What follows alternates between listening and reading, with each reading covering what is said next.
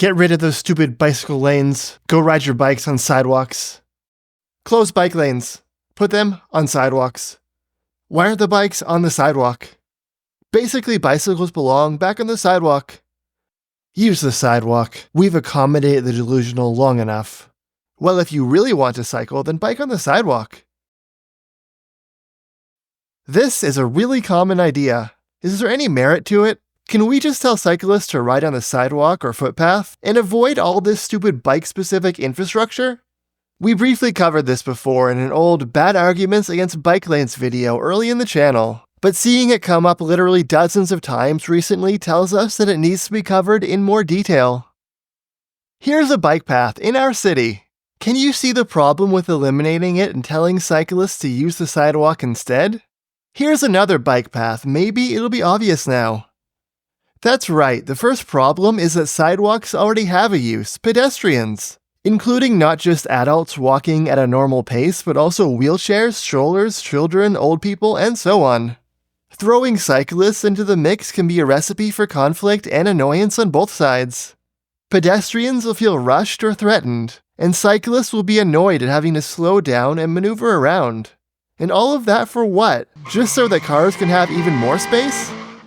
At the same time that we see lots of comments from drivers who just want cyclists to get off the road and use the sidewalk, we also see lots of comments from pedestrians annoyed at cyclists for riding on the sidewalk.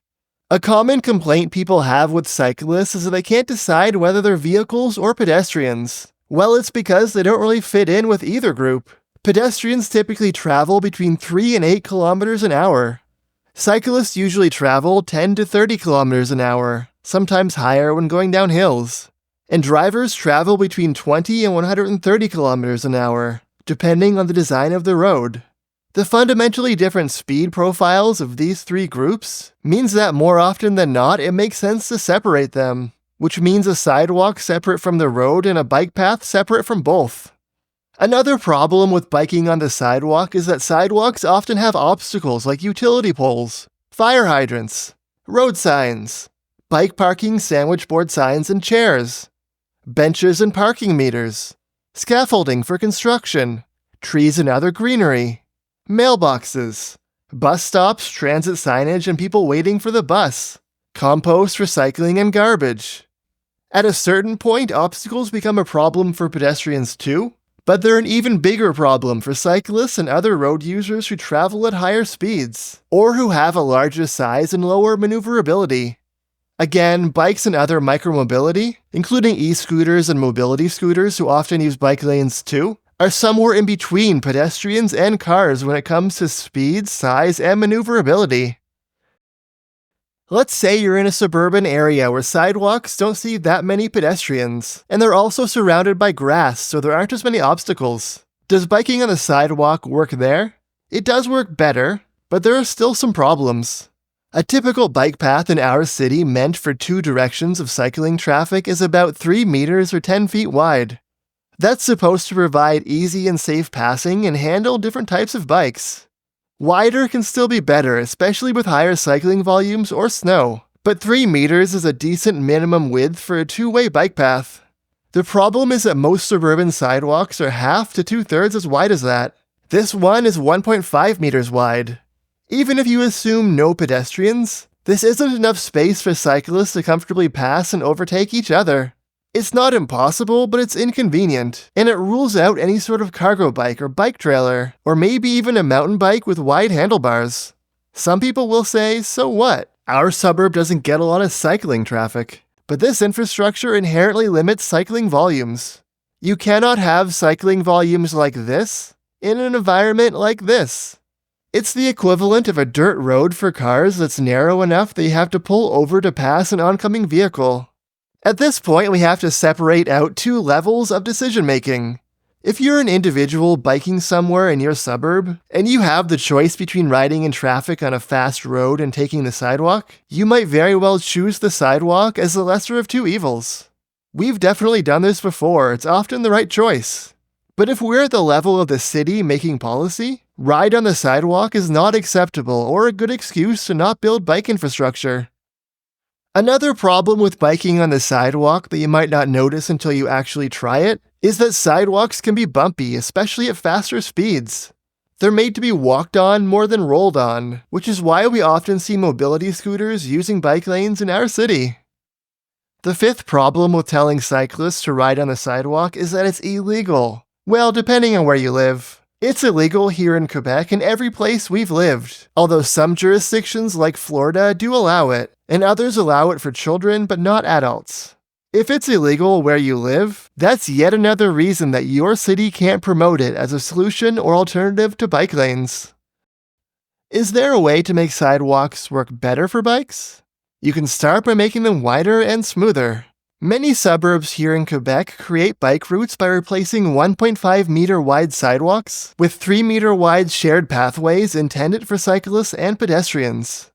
They're usually made of asphalt instead of sidewalk blocks, so they're a smoother ride, although we've seen paving stones used in some sections. We wouldn't apply the shared pathway model in a city with higher volumes of people, but it can work pretty well in lower density suburban and rural areas. Another model we've seen more and more in suburban Quebec, as well as Ottawa, is creating an at least 1.5 meter wide one-way bike path out of smoother asphalt running alongside each sidewalk above the road. You could actually say that cyclists are riding on the sidewalk here, in that the bike path is structurally and visibly more like the sidewalk than the road. Maybe that helps people's perception. It feels less like it's taking space from drivers than a painted lane on the road does. But it still requires extra space compared to a regular sidewalk for pedestrians. And so it doesn't change the fundamental tension that creating a bike-friendly city requires taking some space. Ideally, as we build bike lanes in the suburbs or elsewhere, we also pay attention to intersections, with bike-specific signals and hopefully fully protected Dutch-style intersections as well. So why do cities opt for painted bike lanes instead of nicer designs like this, where the bike path is more on the level of the sidewalk, although still ideally distinct? Some cities don't care and think a painted bike lane is enough, even on a fast road. But in a lot of cities, painted bike lanes are intended to be temporary stopgaps before a more permanent design can be installed when they get funding, or when it can get tagged onto other major roadwork projects. This painted bike lane in Ottawa got upgraded to a sidewalk-level bike lane around the construction of the nearby LRT station.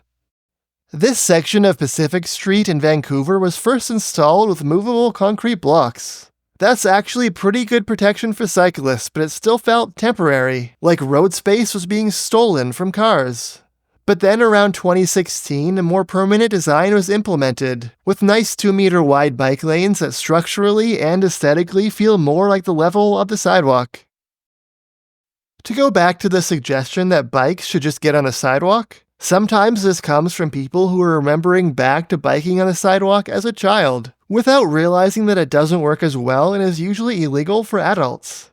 But a lot of the time, they're not looking for serious solutions for cyclists, and they're definitely not trying to make a bike-friendly city. They're hoping that cyclists will just go away and bother someone else, namely pedestrians. If we want to make a bike-friendly city, then we can't do that. We need to take some space for bikes and micromobility.